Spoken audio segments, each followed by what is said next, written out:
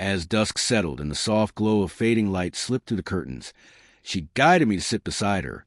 Her voice trembled with a quiet firmness, the kind that made it clear she had already made her decision. She barely met my eyes before whispering, almost as if it hurt to say it, "I think I need some space. Maybe we can just stay friends." Her words sliced through me like an unexpected cold wind in the middle of summer. I could only manage a slight nod and a single word in reply. "Okay." That small response carried the weight of shutting a door on everything we had shared.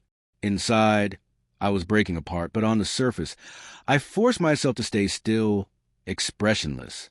This was a woman who once promised forever, who stayed awake with me until the first light of morning, who spoke of futures we would shape together.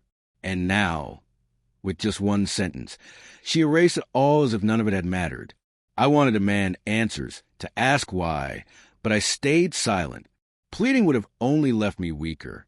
When she walked away, I returned to an apartment that suddenly felt unfamiliar, haunted by echoes of our laughter and the life we'd imagined. Old photos burned in my hands like shards of memory, each smile reminding me of what I had lost. Part of me longed to believe it wasn't truly over, but another part whispered the truth.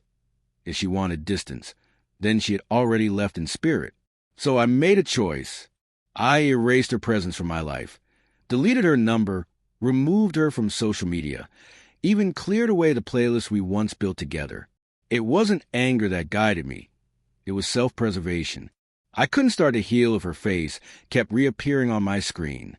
If friendship was what she wanted, she could offer it elsewhere. I refused to be the safety net for someone who had let me fall. The days that followed were relentless. I kept checking my phone, hoping for a message that never arrived. Nights were heavy, filled with quiet tears and unanswered questions. But gradually, the hurt shifted. I began to see that my one word, "okay," wasn't weakness. It was strength. It was a first step toward valuing myself above her departure. Friends told me I had done the right thing, unaware of the storm that still raged inside me. Pretending to be fine was exhausting when every corner of my life reminded me of her. But I reminded myself daily that my dignity meant more than chasing after love that had already slipped away.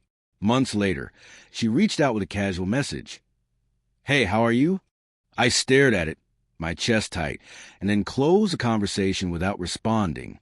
I knew if I answered, I'd be pulled back into the same cycle of half-hearted care. Ignoring her wasn't cruelty. It was a form of protecting myself, of refusing to be someone's backup plan. Letting go was brutal, but it was also freeing. Slowly, I learned that the world didn't collapse without her. I laughed again. I met new people. I rediscovered parts of myself I thought had vanished with her leaving. What once felt like the end of everything revealed itself as the beginning of something better. She may never understand why I cut ties so completely, but I know I had no other choice. Remaining in the shadow of what we had would have destroyed me. By fully releasing her, I found peace. No more waiting for messages that never came. No more pretending the past could be restored. Just freedom and a future untangled from her memory. That single word, "okay," wasn't just compliance.